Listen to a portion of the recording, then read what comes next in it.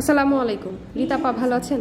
আলহামদুলিল্লাহ। জি, আসসালামু আলাইকুম। ওয়ালাইকুম সালাম। যে আপনি আমাকে যেই প্রোডাক্ট নিয়ে যে তথ্যটা বলছিলেন, আপনি এটা একটু বলেন, এখন বলেন। আমি আমার হাজবেন্ডের হার্টের সমস্যার জন্য আমার হাজবেন্ডকে ঔষধ খাওয়াই, হেক্টর প্লাসটা খাওয়াচ্ছি।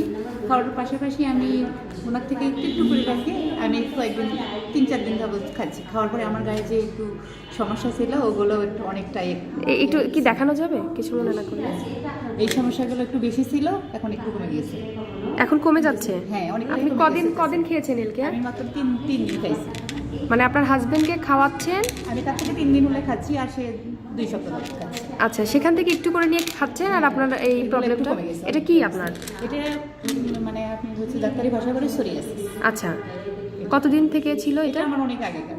কোনোভাবে কিছু হচ্ছিল না? না, ঔষধ খাইলে কমে যায়, আবার আবার ঔষধ বন্ধ হলে আবার একটু বেড়ে যায়। এল কেয়ার খাওয়ার পর এখন একটু ডেভেলপ অনেকটাই হচ্ছে। অনেক। হ্যাঁ হ্যাঁ, বুঝতে পেরেছি। ঠিক আছে, আপনার জন্য শুভকামনা। আপনি নিজেও আপনার হাজবেন্ডের মতো আপনি নিজেও এখন থেকে এল কেয়ার খাওয়া শুরু করবেন পুরোপুরি, যেন এটা একদম কমপ্লিটলি চলে যায় সারা জীবনের মতো। আপনার জন্য অনেক দোয়া থাকবে। ধন্যবাদ। আসসালামু আলাইকুম।